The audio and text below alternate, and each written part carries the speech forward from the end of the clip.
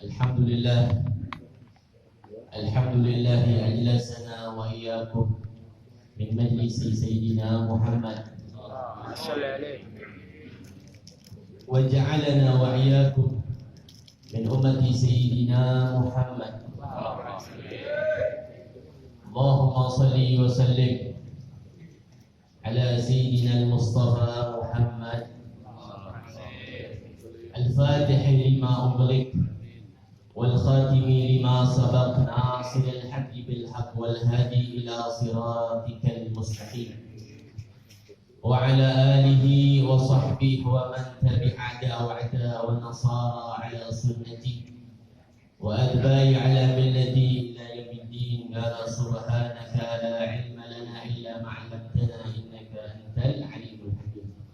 Ya rabbi ishrah li sadri wa yassir li amri wahlul 'uqdatam min lisani yafqahu qawli, amma ba'd.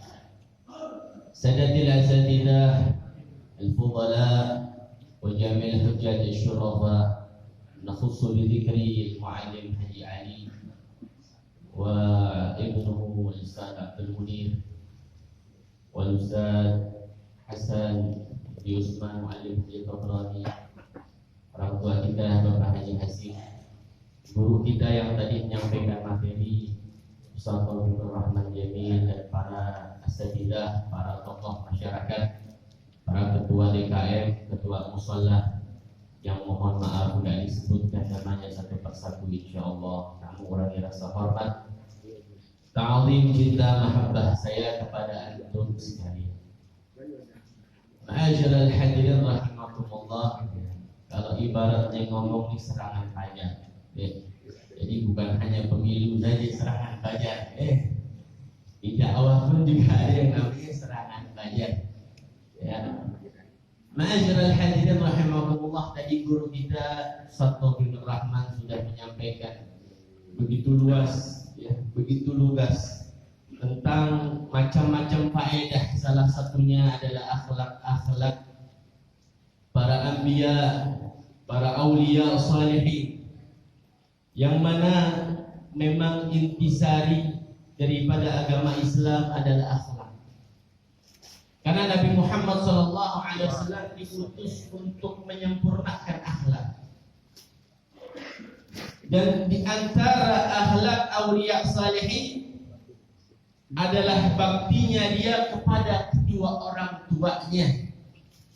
Ini banyak aulia salihin mendapatkan kedudukan yang agung, yang tinggi di sisi Allah Subhanahu wa taala, bukan karena ibadahnya yang banyak, tapi karena akhlaknya dia kepada kedua orang tuanya. Akhlaknya yang mulia kepada kedua orang tuanya, bahkan selalu dia utamakan orang tuanya dibandingkan orang lain. Tadi dibahas juga akhlak aulia sholihin, suka senyum, murah senyum. Ini akhlak yang diambil daripada Nabi Muhammad SAW. Dan sekarang kita tanya, kita sudah ketemu orang sering senyum sampai ke rumah, cemberut aja kalau ketemu orang. Senyum. Ibadah yang gampang senyum, tapi senyum ini akan terasa berat, akan terasa sangat berat kalau yang kita senyumi orang yang kita tidak sukai. Kalau senyum sama kita punya guru, sama kita punya orang tua, apalagi sama kita punya pacar, bukan main. Kadang sendiri-sendirian dia senyum.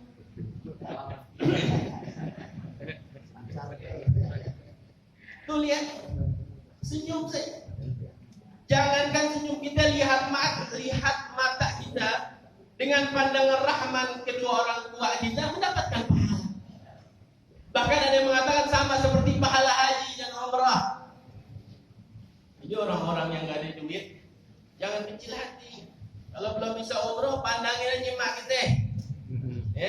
Lihatin, senyumin, tentengin, senyum doang ente. Lihat orang tua kita kurangnya apa nih? Umi mau apa nih bulan ini? Daster masih ada daster. Nah, duit masih ada duit. Datengin. Kepelin maksudnya kasih hadiah, bukan begini bukan. Ini akhlak auliya shalihin. Yang banyak kita dengar daripada para kiai, para habaib, tapi kurang sekali pengamalannya, ayuhan ikhwan. Bahkan kita masih berani.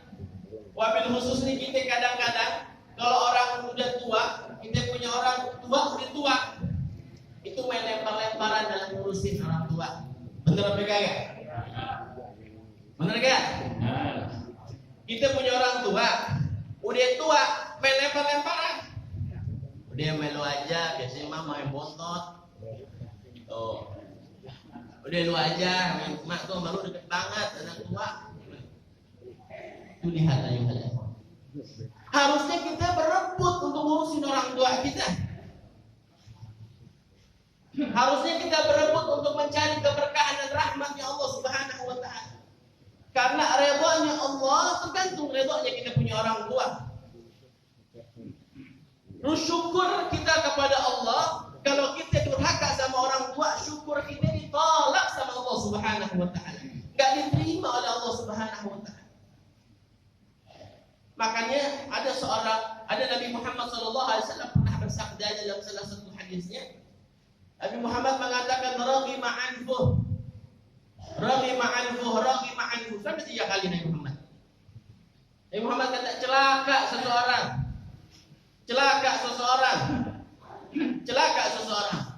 Dibilang celaka sama Nabi Muhammad. Kita kira-kira kalau dibilang celaka sama Nabi Muhammad takut enggak?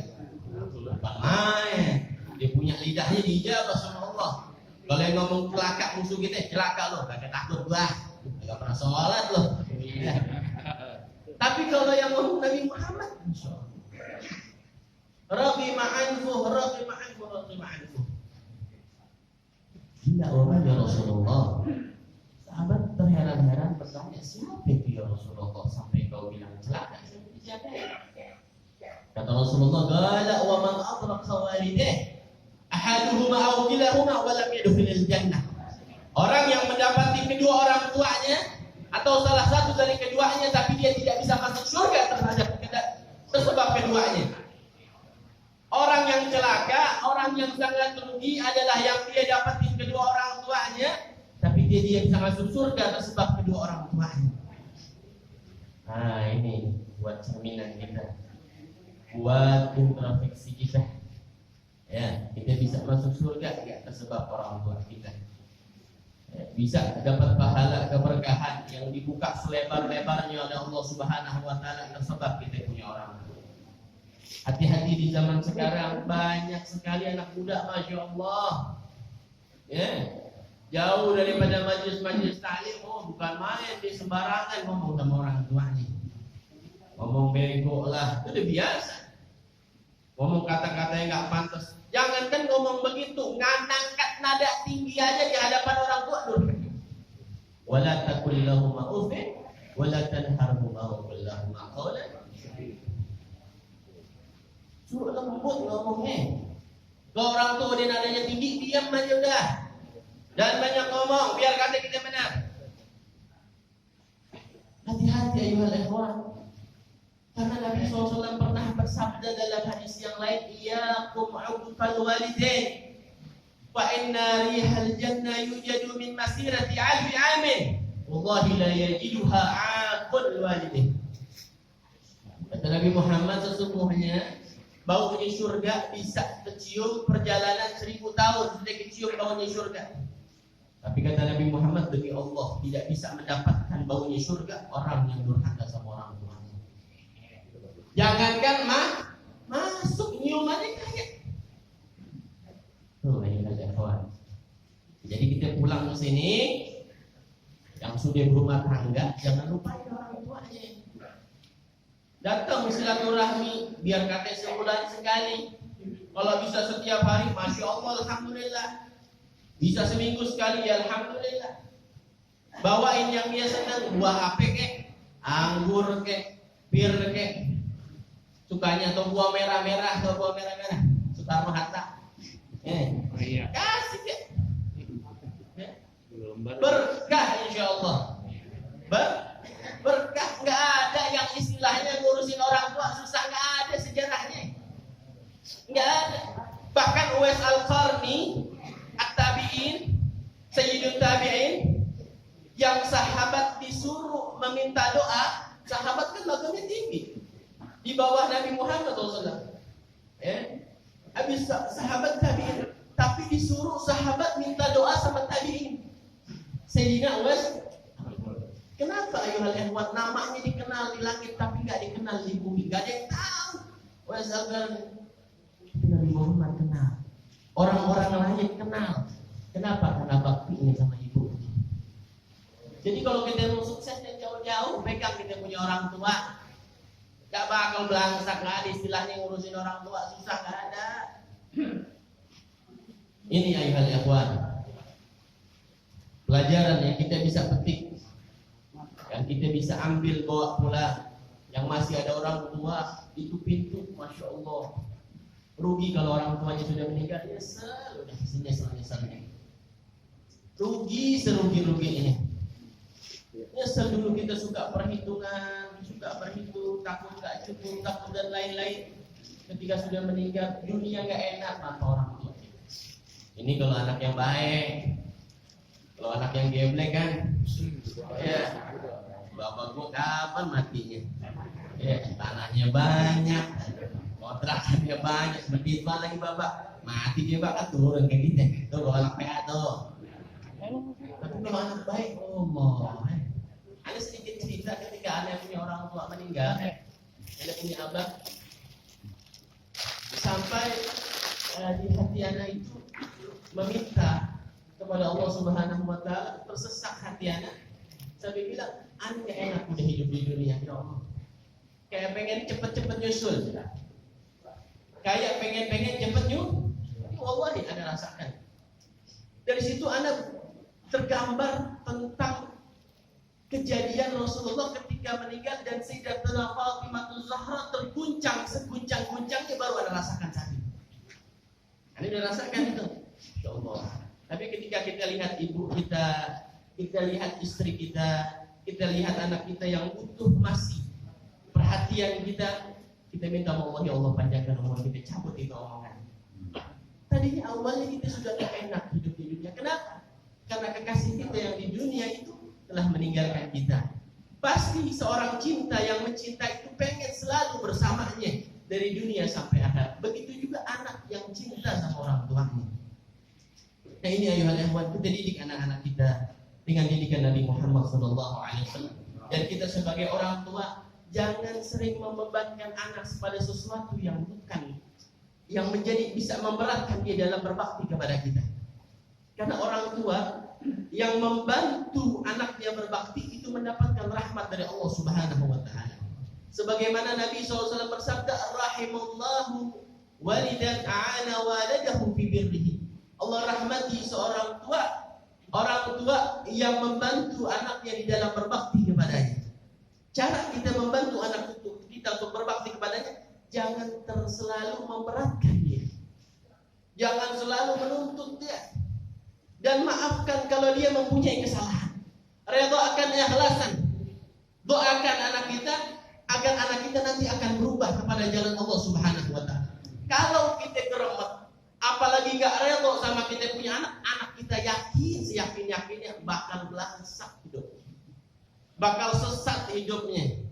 Tapi kalau kita putus kemurkaan kita kepada anak kita, lalu kita redhakan, Allah akan balikkan dia kepada jalur Nabi Muhammad SAW. Mudah-mudahan Allah Subhanahu Wa Taala berikan taufik wal hidayah wal inayah kepada keluarga kita, anak-anak kita, istri-istri kita, seluruh jamaah kita kuliah subuh mendapatkan taufik wal hidayah wal inayah kepada Allah Subhanahu Wa Taala agar selalu bisa berbakti kepada kedua orang tua kita. Ada ini wal afu minkum. Assalamualaikum warahmatullahi